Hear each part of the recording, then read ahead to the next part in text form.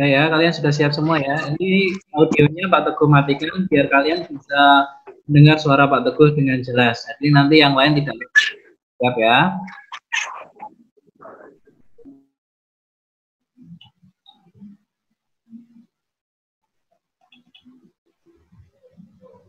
Buyung apa tuh?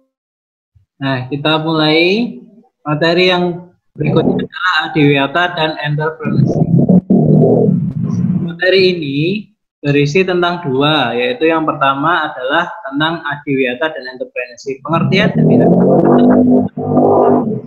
program lingkungan hidup yang mendorong terciptanya pengetahuan dan kesadaran warga sekolah dalam upaya pelestarian lingkungan hidup yang bertujuan terciptanya lingkungan hidup yang sehat dan menghindarkan dari dampak negatif.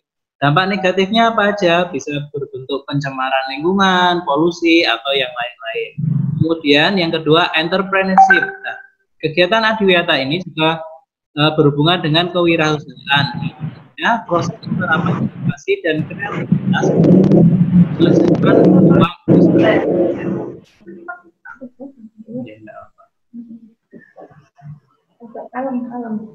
Kemudian untuk yang berikutnya, tujuan dari adiwiyata adalah menciptakan kondisi yang baik bagi sekolah sebagai tempat pembelajaran dan penyadaran warga sekolah agar turut bertanggung jawab dalam upaya penyelamatan lingkungan dan pembangunan berkelanjutan.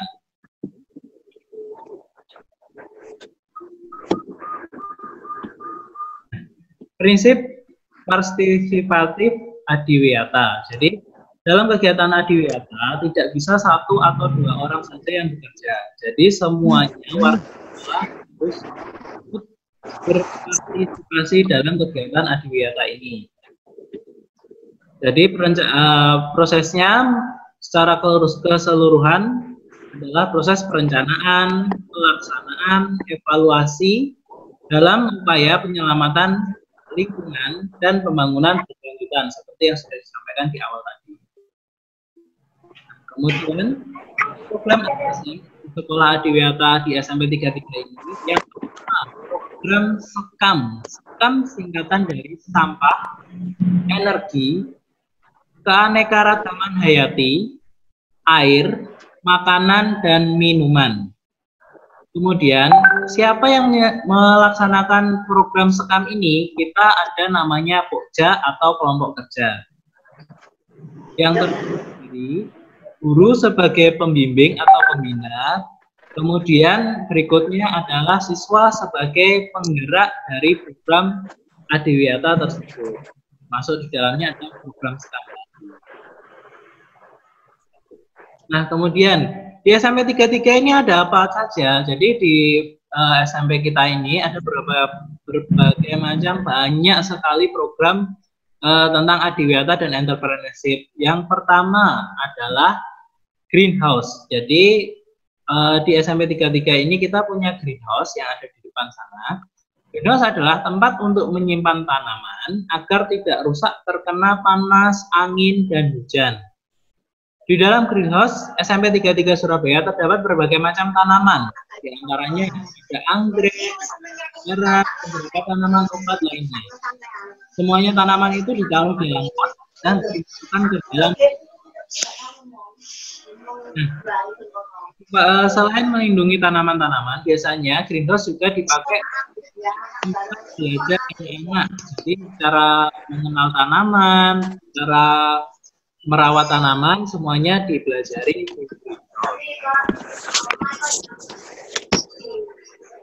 Kemudian mungkin kalian yang sudah pernah ke sini atau orang tua kalian yang sudah pernah ke sekolah ya, kalian bisa melihat jadi di sekeliling gedung-gedung di SMP 33 ini terdapat hutan mini. Hutan mini itu pohonnya besar-besar. Ya, terus kemudian biasanya terdapat dua pohon yang lain.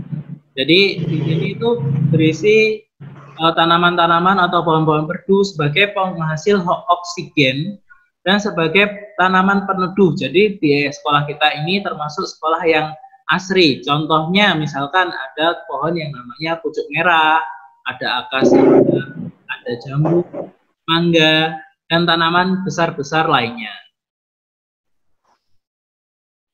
Nah, kemudian di sekolah kita juga ada program tentang hidroponik. Mungkin di SD kalian sudah ada ya. Jadi hampir sama, di SMP kita juga ada.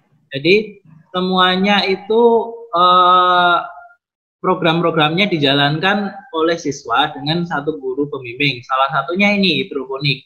Nah, hidroponik adalah budidaya tanaman tanpa menggunakan media tanah sebagai solusi pelestarian tanaman. Hidroponik di SMP 33 Surabaya membudidayakan berbagai macam tanaman, di antaranya ada sawi, ada bayam, dan lain-lain. Nah, terus kalau kita sudah nanam, terus kemudian sudah panen, pada akhirnya nanti biasanya untuk hasil panennya kita jual ke masyarakat sekitar atau ke guru atau ke orang tua yang jemput ke sekolah, itu bisa. Nah, nanti hasilnya buat apa, Pak? Nanti hasilnya itu bisa kita buat lagi, misalnya kita beli benih lagi, kita beli bibit lagi, kemudian kita lakukan pembenihan lagi, kita tanam lagi lebih banyak yang dihasilkan, maka lebih banyak yang akan kita buat nanti. Hasilnya juga lebih banyak. Jadi kalian bisa berlatih untuk wirausaha seperti itu. Nah, kalau kita sudah punya banyak sekali tanaman, terus perawatannya seperti apa? Nah, di SMP 33 ini kita juga ada namanya pengolahan sampah. Ada berbagai macam pengolahan sampah, di antaranya yang pertama ada bank ya. Jadi bank sampah itu, jadi kalau misalkan ada kertas-kertas atau kardus-kardus dan plastik yang tidak digunakan, kemudian kita store ke bank sampah, nanti akan dijual, sampah tersebut bisa menghasilkan. Kemudian ada pemilahan sampah. Nah, di tong sampah ini di SMP kita ini sudah terbagi. Jadi ada sampah basah, ada sampah kering, ada sampah yang lain-lain, itu nanti langsung dipisahkan oleh siswa-siswi sendiri. Jadi semuanya itu bisa langsung dipisahkan ke masing-masing. Kemudian pengolahan sampah cair. Nah, pengolahan sampah cair ini kita sudah ada di sini. Biasanya Pak Aris kemarin ya, mungkin kalian tahu yang mengasih materi di hari pertama kemarin, Pak Aris itu juga sebagai pembimbing untuk pengolahan sampah cair. Jadi sampah-sampah seperti daunan, sisa pohon atau yang lain dimasukkan ke satu tempat, kemudian diberi cairan, setelah ditunggu berapa lama nanti jadi sampah cair. Sampah cair ini untuk apa? Biasanya untuk hidroponik atau buat hutan mininya sekolah SMP 33 ini. Terus kemudian pemanfaatan takakura. Nah, takakura ini dihasilkan dari mana? Biasanya dari sisa makanan dari kantin yang kemudian dikumpulkan. Setelah itu diberi starter pack atau biasanya juga bisa nanti dicampur jadi satu, kemudian dijadikan tanaman-tanaman yang lain. Nah, selain itu digunakan untuk pupuk di sekolah, biasanya juga bisa dijual ke masyarakat sekitar, seperti air mulai di pasar.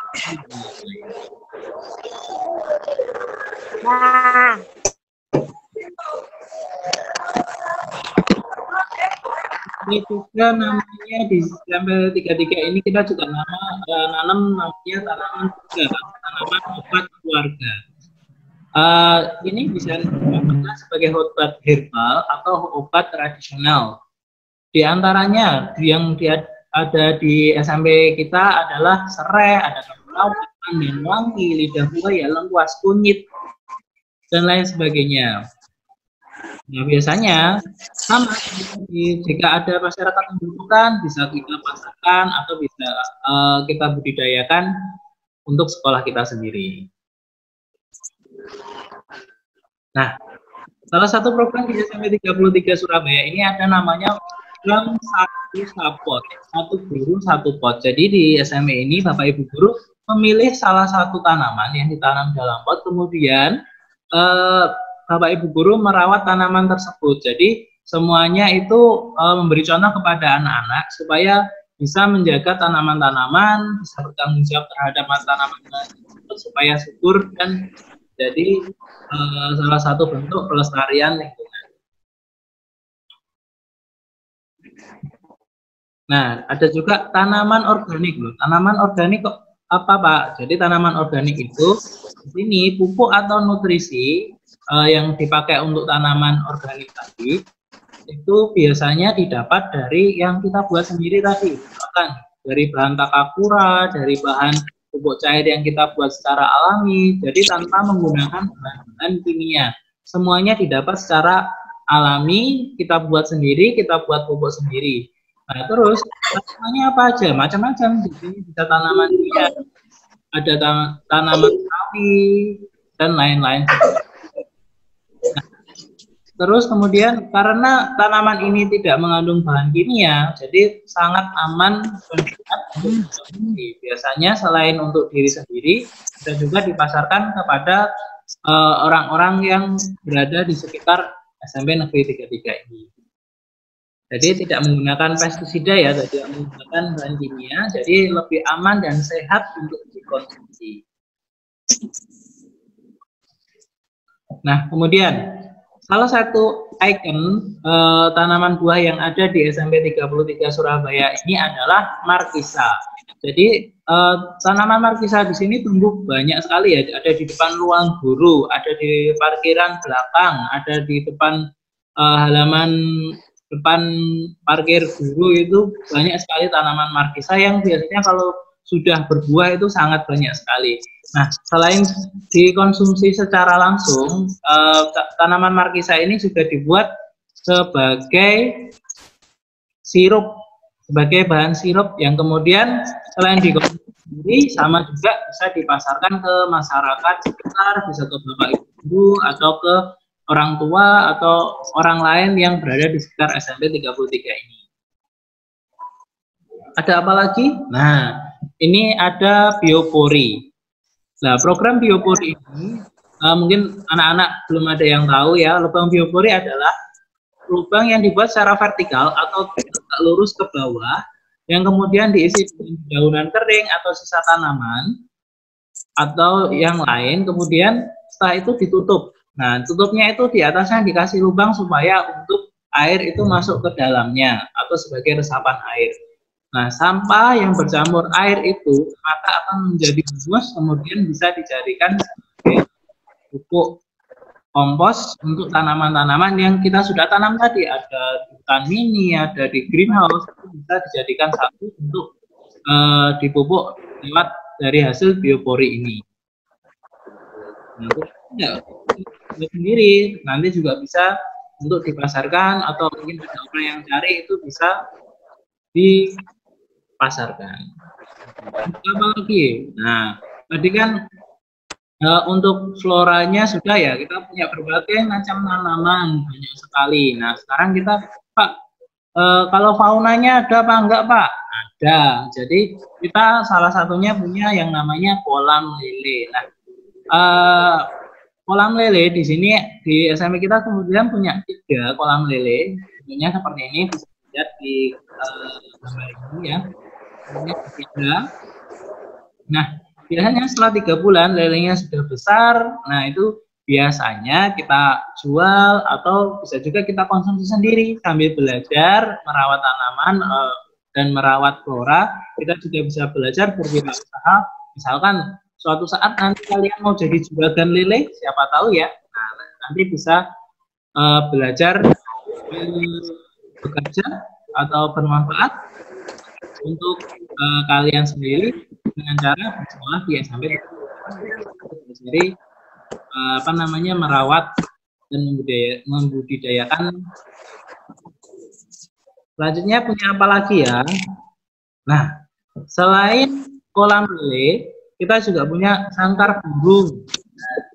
Jadi kalau kalian lihat di depan sebelah greenhouse itu nanti ada kita apa namanya, sangkar burung. Nah, setelah burungnya apa aja Pak? Nah, burungnya di dalam itu ada lovebird, ada ada tutut.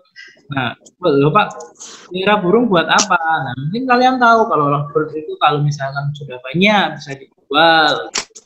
Terus kemudian kalau nggak dijual diapain Mbak ya?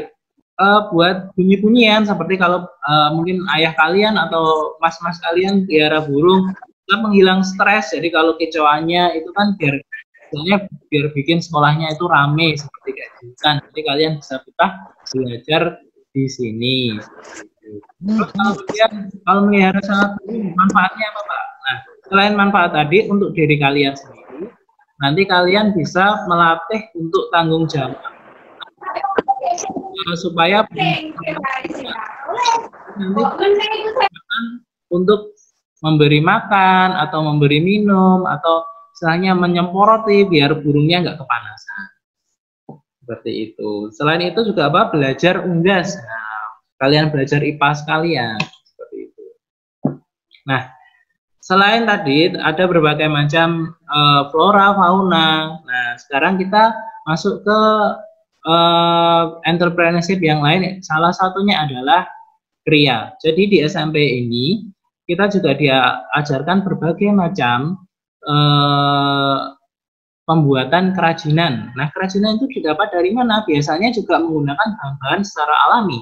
Jadi misalkan dibuat dari biji-bijian, bisa hasil karya dibuat dari dedaunan atau berbagai macam yang lain. Misalkan Pak pewarnanya mau pakai pewarna alami, bisa. Misalkan ada daun pandan, ada daun dedaunan yang lain yang bisa dipakai atau digunakan sebagai pembuat batik, atau dibuat misalkan daun Pak mau dibuat sebagai cetakan batik, bisa juga. Nah, kalau sudah buat jadi mau ditaruh di mana Pak itu Pak untuk hasil dari kerajinannya? Biasanya kita pajang di depan, mungkin ada orang tua kalian lewat, ada orang lain lewat pengen beli atau pengen, nah kita pasarkan juga seperti itu. Nanti kita ada pengajarnya. Nah, tadi kita sudah membahas tentang kegiatan-kegiatan apa saja yang ada di sini. Ada sangkar burung, terus ada lele dan macam-macam lainnya. Terus kemudian, ya terus itu yang ngurus siapa Pak? Nah, ini yang namanya Pokja tadi yang dijelaskan di depan, bahwa Pokja atau kelompok kerja ini adalah kelompok yang akan menjalankan masing-masing kegiatan tersebut. Jadi nanti kalian bisa memilih salah satu dari kegiatan tersebut yang akan kalian inginkan, seperti itu. Jadi misalnya Pak saya mau ikut belajar di greenhouse misalkan, atau Pak saya mau ikut belajar di kolam lele, atau di tempat-tempat yang lain, misalkan seperti itu. Nah, nanti kalian bisa belajar bersama, bisa dibimbing oleh Bapak Ibu Guru dalam suatu kelompok kerja yang sudah dibuat. Jadi nanti ada jadwalnya, kalian mau nyiram hari apa, kalian mau memberi makan lelenya itu hari apa, kapan panennya, siapa yang panen, atau kalian semua ikut panen, itu bisa juga dijadwalkan dalam satu kelompok kerja di sini. Nah, yang harus dipatuhi di dalam kelompok kerja adalah tata tertib. Jadi setiap tempat tadi ada greenhouse, ada kolam lele dan macam-macam yang lain yang mungkin tidak bisa disebutkan di sini, nanti akan ada tata tertibnya. Jadi misalkan masuk tidak boleh ribut, atau masuk tidak boleh membawa makanan dari luar, soalnya nanti mengotori, atau yang lain tidak boleh membawa plastik, tidak boleh menginjak tanaman atau yang lain-lain. Yang penting, yang utama adalah kalian harus menjaga kelestarian yang ada di kelompok kerja masing-masing. Jadi tidak boleh merusak apa yang sebenarnya kalian menjadi tanggung jawab kalian, seperti itu. Nah, kemudian ada tugas individu. Ya, anak-anak. Nah, ini kalian sudah mendengarkan tadi adiwiyata itu apa dan macam-macam yang lainnya. Tugas individunya adalah, ya, nanti yang wajib dikerjakan adalah setiap siswa mengirim satu foto kegiatan pelestarian alam dari rumah dengan memilih salah satu dari beberapa kegiatan berikut. Jadi cukup pilih salah satu saja. Tidak perlu semuanya, salah satu saja. Ya, untuk misal kegiatannya apa saja? Yang pertama adalah merawat tanaman. Merawat ini apa? Bisa mencabuti rumput atau memotong daun kering atau yang lain. Terus kemudian yang kedua, menyiram tanaman. Yang ketiga adalah menanam tanaman. Jadi bisa misalkan punya tanaman baru pengen ditanam, boleh. Terus yang keempat adalah merawat hewan peliharaan. Jadi kalau misalkan punya burung atau punya kucing, itu bisa dikasih makan, kemudian difoto, kemudian dikirim di grup masing-masing gugus. Ya, pilih cukup salah satu saja, tidak perlu semuanya. Salah satu kegiatan difoto, kemudian dimasukkan di grupnya masing-masing, ya.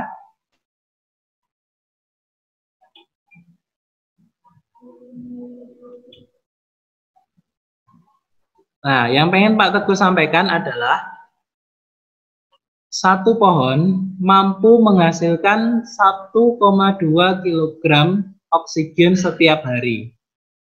Sementara setiap orang hanya memerlukan setengah oksigen setiap hari. Jadi, satu pohon dapat menunjang 2 orang manusia untuk hidup, seperti itu. Nah, lestarikan terus alammu, dijaga semuanya, biar kelangsungan hidup kita juga terjaga.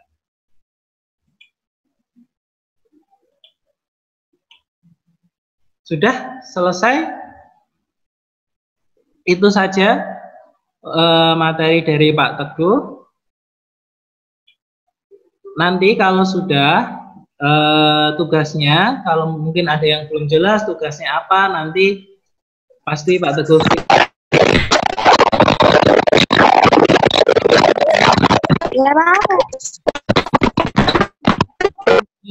grup gugus kalian masing-masing ya.